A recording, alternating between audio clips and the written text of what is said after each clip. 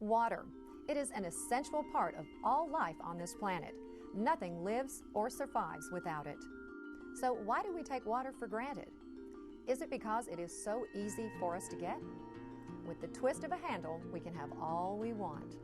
But can that continue? Do we have enough for our future and our children's future?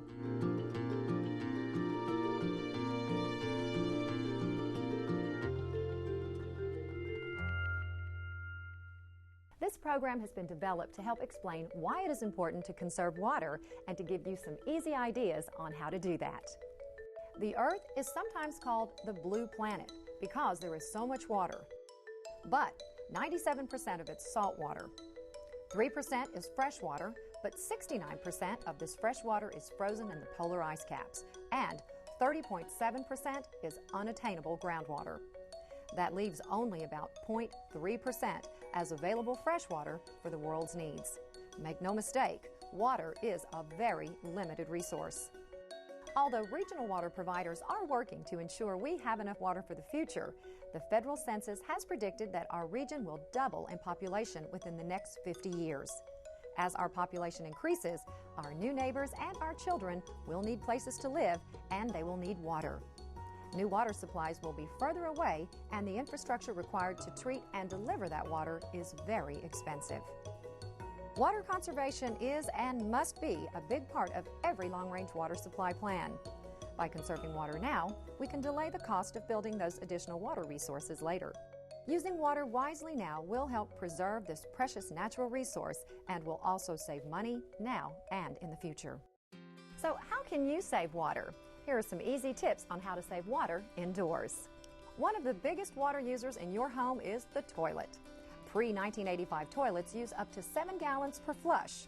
Toilets manufactured after 1992 are required to only use 1.6 gallons per flush, and new high-efficiency toilets use only 1.3 gallons per flush, or GPF. Replacing an old toilet with one of the new toilets can save a family of 4 over 15,000 gallons per year. That's significant savings for your household, and when combined with others, is huge for our region. The day of low-flow toilets that are required for 2 flushes are over. Innovative engineering has perfected modern low-flow toilets to be super efficient.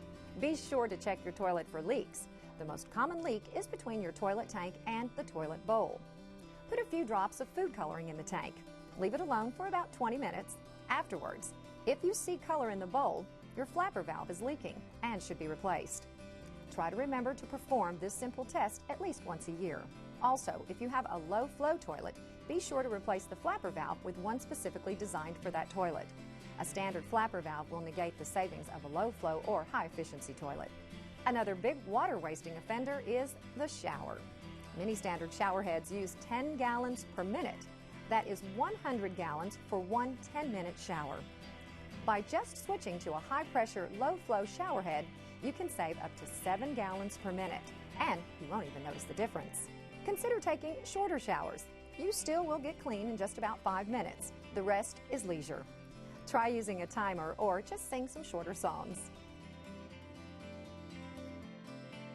Remember to run only full loads in your clothes washer. Each load uses between 35 and 55 gallons. If you must wash a few items, be sure to adjust the water level to a small load setting. Only run full loads in your dishwasher too. Automatic dishwashers use between 13 and 25 gallons per load. If you see a leak, repair it. While it may seem like a small amount of water, leaks really do add up. The American Water Works Association estimates that an average of 14% of indoor water is lost to leaks. That is 3,500 gallons per person per year. One faucet leak can be stopped by simply changing a washer. Even more dramatic savings can be achieved outdoors.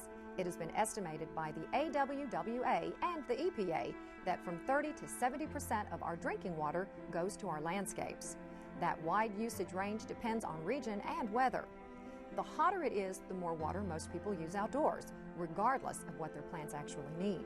A logical solution would be to use plants that are native or adapted to your region. With proper planting, these plants require less maintenance, fertilizers, pesticides, and water. Once established, some of these plants can thrive on rainfall alone.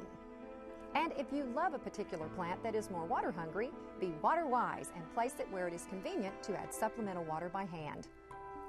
Consider planning your landscape by water zones, keeping the plants that need the most water close to your outdoor water source.